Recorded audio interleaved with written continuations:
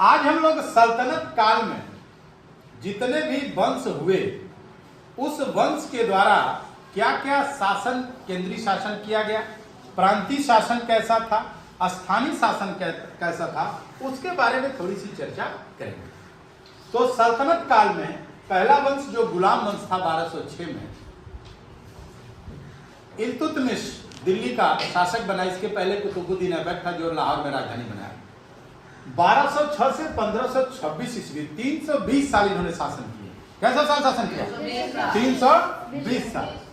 पहला वंश गुलाम वंश, दूसरा खिलजी वंश, तीसरा तुगलक वंश, चौथा सैयद वंश और पांचवा लोधी वंश।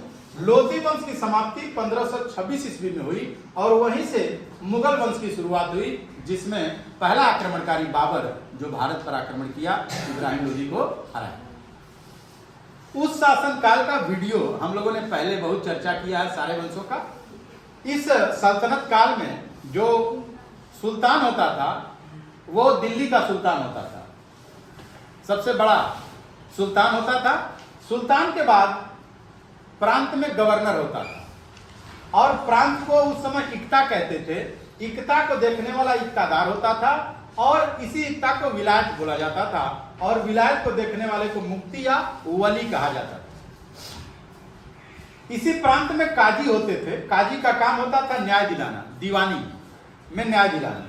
और सद्र होते थे जो धार्मिक अनुदानों के अधीक्षक होते थे, यानी धर्म को अनुदान देना, यानी धार्मिक कार्यों के लिए जो आदमी पैसा देता है, जैसे आप देते हैं ना, मदद करते हैं, तो उसको कहते थे सद्र और काजी। ये प्रांत में होते थे। उसके बाद जिले में सिख होते थे जिनको सरकार बोलते थे और जिले के जिलाधिकारी को सिकदार बोलते थे। सिकदार के बाद नीचे आमिल होते थे। आमिल भू राजस्व अधिकारी होता था, ये जिले का होता था।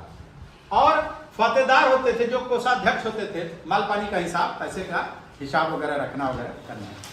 इसके बाद इस जिले में ही कुछ गांवों को मिला के परगना बनते थे। आज आपका परगना है ना, कौन सा? बड़ा है, माहिच है, बड़वल है, ऐसे तमाम परगना है। उसके बाद गांव, सबसे छोटी इकाई जो इस शासन की रही है वो क्या रही है? गांव। और गांव को मुकद्दम बोलते थे। ठीक है, गांव में जो रहते थे, जैसे आज प्रधान होते थे, उस समय मुकद्दम बोलते थे और चौधरी भी कहते।